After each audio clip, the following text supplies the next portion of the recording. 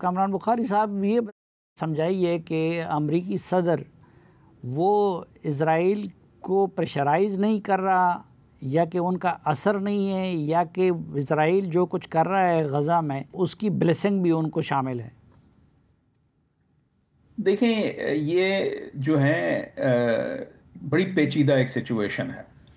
پہلی بات تو یہ ہے کہ اس میں کوئی شک نہیں کہ یہ جو کچھ ہو رہا ہے غزہ میں، یہ صدر ڈونلڈ ٹرمپ کے لیے بڑی پریشانی کی بات ہے۔ ہم بات کر رہے تھے پہلے کہ وہ پیس پرائز لینا چاہتے ہیں، تو اگر جی آپ پیس پرائز لینا چاہتے ہیں اور اتنی بڑی جنگ ہو رہی ہے جس نے پوری دنیا کی توجہ اپنے مرکوز کی ہوئی ہے، تو پھر یہ بڑا مسئلہ بن جاتا ہے نا، پھر آپ کا کیس ویک ہو جاتا ہے۔ دوسری بات یہ ہے کہ چلو پیس پرائز تو ایک طرف، امریکہ کے اندر بہت بڑے پیمانے پہ دونوں پارٹیوں میں تبدیلی آئی ہے۔ اس وقت دونوں ڈیموکریٹس اور صدر ڈونلڈ ٹرمپ کی ریپبلکن پارٹی، بالخصوص ان کا جو ماگا بیس ہے، اس میں یہ غزہ کو لے کے جو ہے ایک بغاوت سی ہو رہی ہے۔ تو وہ جو ہے ان کو، وہ اس کو نظر انداز نہیں کر سکتے، ان کے اوپر پریشر ہے۔ پھر یہ ہے کہ اگر بحیثیت امریکی صدر کے امریکہ کے مفادات کو کی ذمہ داری ان کے سر پر ہے، اور اس خطے میں امریکہ کے مفادات اس جنگ سے جو ہے ان کو نقصان پہنچ رہا ہے، کیونکہ جتنی دیر یہ جنگ چلے گی اتنی دیر جو ہے سعودی عرب پہ دباؤ ہوگا، کیونکہ ان کی عوام بھی کہہ رہی ہے بھائی آپ کے اتنے تعلقات ہیں ڈونلڈ ٹرمپ کے ساتھ، تو آپ کیوں نہیں کر پا رہے؟ اسی طریقے سے ترکی کے صدر جو ہیں وہ ان کے بارے میں بھی ان کی عوام یہی کہہ رہی ہے کہ دیکھیں جو ہے کتنے معصوموں پہ ظلم ہو رہا ہے، اور آپ کے تعلقات ہیں، ہمارے تعلقات اسرائیل سے بھی ہیں، سعودی کے تو نہیں ہیں لیکن ہمارے ہیں، آپ کیوں نہیں کر پا رہے؟ تو یہ اور پھر جو کمزور ریاستیں ہیں مصر اور اردن، جن کا بارڈر لگتا ہے غزہ اور ویسٹ بینک کے ساتھ، ان کے لیے تو اور بھی پریشانی کی بات ہے۔ تو یہ اس چیز سے غافل نہیں ہے صدر ڈونلڈ ٹرمپ۔ مسئلہ یہ ہے کہ کس طریقے سے ایک ایلائی ہے اسرائیل، جو ایک ایسے اقدام کر رہا ہے جو آپ کے مفاد میں نہیں ہے، تو کیا آپ پبلکلی آ کے اس کو اپنا چیلنج کریں گے، یا اس کو آپ جو ہے اگر ڈانٹتے ہیں، گو کہ وہ ڈانٹ بھی دیتے ہیں وقتاً فوقتاً، بیانات ان کے آتے رہتے ہیں، بڑی کلرفل لینگویج بھی یوز کرتے ہیں وہ، لیکن اگر آپ ان کو بالکل ہی ایلائی کو ڈمپ نہیں کر سکتے، کیونکہ اس سے پھر پورا خطہ مزید ڈی اسٹیبلائز ہو جائے گا، پورا بیلنس آف پاور اپسیٹ ہو جائے گا۔ اسی وجہ سے یہ ابراہیم اکارڈ کا جو فریم ورک ہے، یہ ان کے پوائنٹ آف ویو سے، صدر ڈونلڈ ٹرمپ کے پوائنٹ آف ویو سے ایک فریم ورک ہے، ایک ٹھیک۔ فریم ورک ہے جس کے اندر وہ کہہ رہے ہیں کہ سعودی عرب، آپ اسرائیل سے براہ راست ہوں، اور آپ فلسطینی تنازع کو ختم کرنے کے لیے لیڈ لیں۔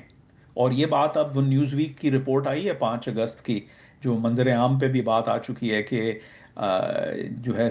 سعودی عرب کلیدی کردار ادا کر رہا ہے غزہ کے جو ہے جنگ بندی کے لیے، پھر پوسٹ وار ریکنسٹرکشن، اور مجموعی طور پہ جو فلسطینی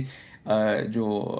سچویشن ہے، تنازع ہے، اس کے حل کے لیے اب سعودی عرب لیڈ کردار ادا کرے گا۔ تو یہ آرکیٹیکچر ہے، یہ اسٹریٹجی ہے، اس پہ چل رہے ہیں۔ صدر جو ڈونلڈ ٹرمپ کا پوری طریقے سے کنٹرول نہیں ہے، کوئی بھی اس چیز کو کنٹرول نہیں کر سکتا، موونگ پارٹس بہت ہیں۔ یہاں تک کہ دیکھیں، جیسے میں نے پہلے عرض کیا، اسرائیل کے اندر جو ہے وہ ایک بہت بڑا کرائسس چل رہا ہے، اور سیاسی مفادات بھی داؤ پر ہیں، یعنی وزیر اعظم بنجامن نیتن یاہو جو ہیں ان کے خلاف کیسز ہیں۔ ابھی دیکھیں انہوں نے اپنے اٹارنی جنرل کو فائر کرنے کی کوشش کی، سپریم کورٹ نے ان کو جو ہے روک دیا۔ تو یہ بڑی پیچیدہ مسئلہ ہے، اور وہ کہتے ہیں نا کہ جو ہے سانپ بھی مر جائے اور لاٹھی بھی نہ ٹوٹے، وہ کیسے کیا جائے،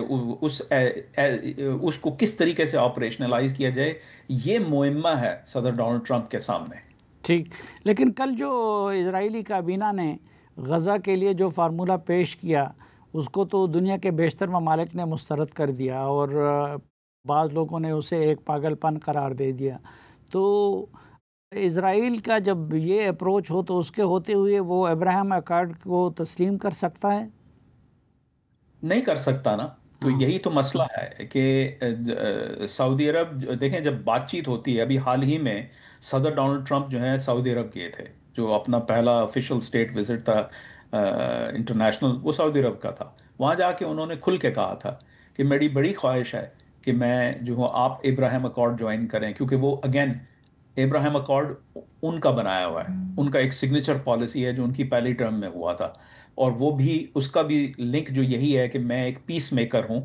اور میں پیس لا سکتا ہوں، تو یہ ابراہیم اکارڈ فریم ورک ہے مشرق وسطیٰ کے لیے۔ تو جب آپ، ساتھ ہی میں انہوں نے یہ کہا کہ میں سمجھ سکتا ہوں کہ فی الوقت آپ کے لیے کرنا بہت مشکل ہے اور آپ اپنے وقت پہ یہ کریں گے، انہوں نے بات وہاں پہ چھوڑ دی۔ ٹھیک۔ کیونکہ دیکھیں جب ایم بی ایس سے ان کی بات ہوتی ہے تو ایم بی ایس کہتے ہیں کہ آپ کیا چاہتے ہیں کہ جو ہے میری اپنی حکومت یہاں ڈی اسٹیبلائز ہو جائے، آپ نیتن یاہو کو کیوں نہیں سمجھاتے، اس حکومت پہ دباؤ کیوں نہیں ڈالتے؟ تو یہ سعودی عرب کی طرف سے مانگ آتی ہے۔ تو گویا کہنے کا مقصد یہ ہے کہ دونوں طرف جو ہے ایک بیلنسنگ ایکٹ رکھنے کی کوشش ہے۔ جہاں تک یہ نیا پلان کا تعلق ہے جو کل کابینہ نے منظور کیا ہے، اس کے تو مطلب اب پبلکلی جو ہے وہ اسرائیلی جو ملٹری ہے اس کے چیف ہیں اور دیگر جو ان کی جو ملٹری ہائی کمانڈ ہے اس نے مخالفت کی ہے اس کی، یہ صرف دیگر ممالک نہیں کر رہے، وہ کر رہے ہیں۔ ہوں۔ اچھا اچھا، اور حیرت کی بات ہے، آئرونک بات ہے کہ نہ صرف جو ملٹری ہے، آئی ڈی ایف ہے، وہ مخالفت کر رہی ہے، یہاں تک کہ جو ان کے ایکسٹریم فار رائٹ کے جو کابینہ کے ممبران ہیں انہوں نے اس کے حق میں بھی ووٹ نہیں ڈالا۔ اپنی وجوہات مختلف ہیں، وہ چاہتے ہیں کہ پوری طریقے سے غزہ پہ قبضہ ہو جائے، یہ کہتے ہیں کہ جی ٹیکٹیکلی جو ہے یہ آپ ہماری فوج کو ویک ہو جائے گی، اتنی بڑی ذمہ داری ہم پہ نہ ڈالیں۔ تو وجوہات مختلف ہیں، لیکن جیسے میں نے پہلے عرض کیا اب ایک کرائسس کا ماحول ہے اسرائیل کے اندر، اور میں سمجھتا ہوں کہ غزہ کا جو معاملہ ہے، دیگر جو مشرق وسطیٰ کا جو معاملہ، اس کی سینٹر آف گریوٹی اب اسرائیلی